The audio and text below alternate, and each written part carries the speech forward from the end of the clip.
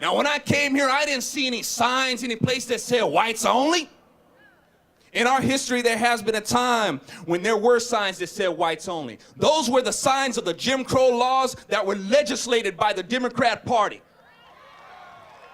Don't let people like Bill Maher promote this notion that those were just innate American laws. There was a culture that wanted segregation in America, and that culture voted Democrat. And the Democrats they voted for were Democrats that they could depend on to legislate bigoted laws. The Democrats still have a segregationist mentality. The more abrasive methods of keeping us separated with signs that said whites only and colored only have been replaced by the softer approach of separational language such as African-American, Asian-American. That little hyphen that is supposed to make people proud of where they are, that little hyphen that is supposed to make people proud of where they came from instead of proud of where they chose to stay.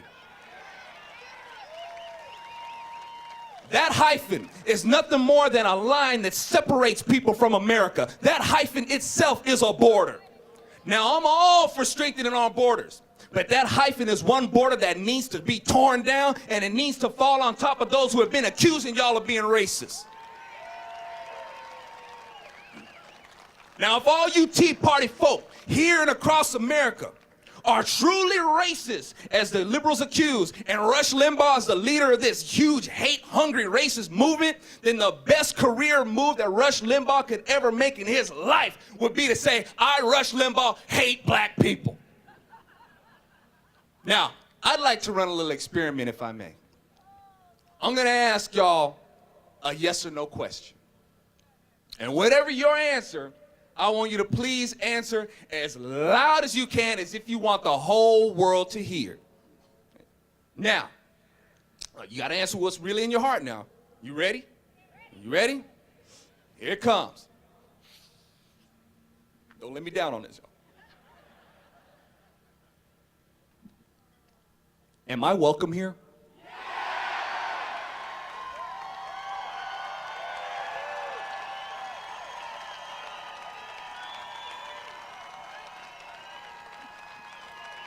Now, hold on, no. Now, be honest, because there's only a few of us black and brown and red and yellow folks here in enemy territory, all right? And there's all you white people. Y'all ain't got nothing to worry about. Tell the truth. Tell the truth. Let's try this again. Tell the truth. Are we welcome here?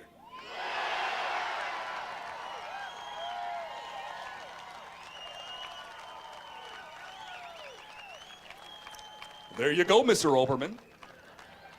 Now, you have just told the liberals the truth.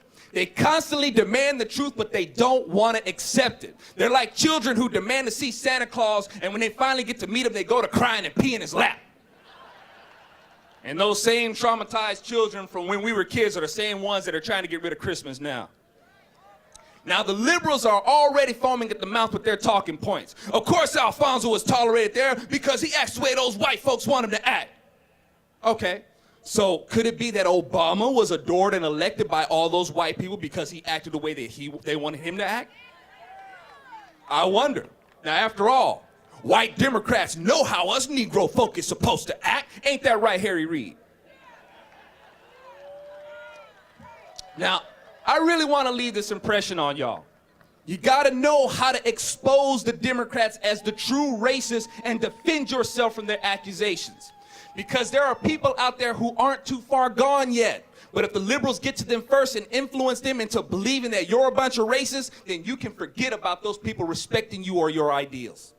And you'll already lose the half the battle for America. And again, the battle ain't about the elected officials. It's the culture they're formed in and given power to. The next step, you need to be where the liberals are so you can get in the way of the liberal influence. Where are the liberals? Let's start with school. The educational system is more of an indoctrination system. We need more conservatives to be teachers to make sure kids are learning, reading, writing, math, science, and history according to the ones who actually made history, not according to the interpretations of some left-wing cynic.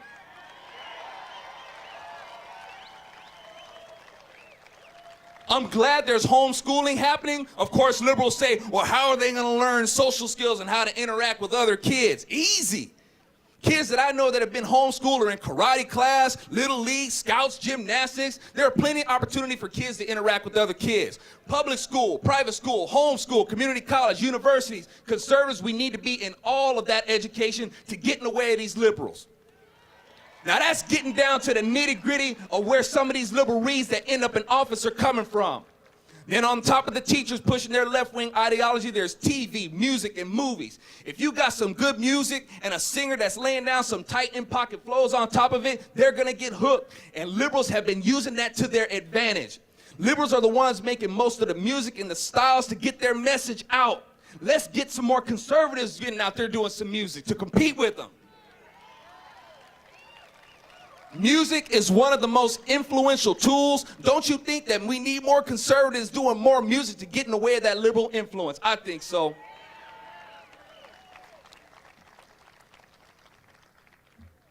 So y'all, if you're gonna do it, if you're not gonna do it, then support those who are doing it. Research those who are doing Christian hip-hop and Christian rock and support them. Let them know that you are with them. Many of them really don't care about politics. But there's a chance you can have an ally with them if they know that the liberals are the ones trying to shove God out of the country, and that if they want to keep being one nation under God, then they've got to know that they've got a friend in the conservative Republican Party. I'm almost done. I promise. Now listen, y'all, people like to be entertained. And entertainment is one of the main ways that liberals maintain influence over this culture. Everybody loves a good story, whether it be a book, a TV, or a movie, and a story usually involves a hero and a villain. Liberals are making most of the movies that are mesmerizing people, y'all. And in order for them to be effective in their storytelling business, they have to have a hero and a villain. And the villains they have chosen are America, the church, the military, Republicans, and the corporations, and the media has chosen you. What are you gonna do about it? While we're here pumping our fists at the government, the rest of the people are in movie theaters or watching television, reading books, listening to music, and being influenced by liberals, making these works that promote the rise of bigger and bigger government. And I'm glad you're here because I want to tell you this. We're here for solutions, and I hope you find usefulness in the suggestions I'm offering. Because make no mistake, y'all will have your victory in November.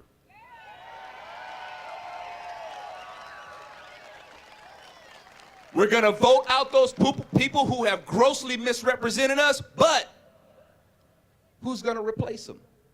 A solid conservative? How? Too many people have been suckered into believing that being a conservative is something to be afraid of.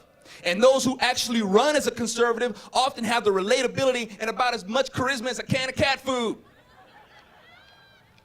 In November, chances are we're just going to end up with the same old wishy-washy so-called representatives. Why? Because the culture they'll be formed in and picked from hasn't been changed. You can't fix the government if you haven't changed the culture they're shaped in. Now, I'm not suggesting y'all quit your day jobs and become actors and musicians. The starving artist lifestyle ain't all it's cracked up to be. But explore your creative side and support the creativity of those whose values reflect yours. That's a must, because it's going to take a lot of creativity to deal with the plague of liberalism. Now, the best advice I can give you is right here. Whatever you do not do it by your own sense of righteousness. You do it by God's righteousness as best you can. That's the best chance we have. I don't care how much any of us claims to love and fear God. If we are not careful, we'll let self-righteousness sabotage our efforts. Chaos, hatred, and sorrow abounds when we try to live by our own sense of righteousness. Peace, love, and joy abounds when we live by God's. I am so thankful to be among you. Thank you so much for having me. Thank you guys. God bless you. God bless America. And a big old extra helping for the big old state of Texas.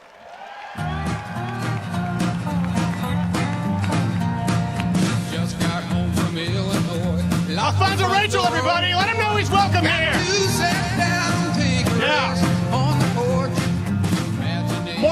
something on your staff, Keith Olbermann.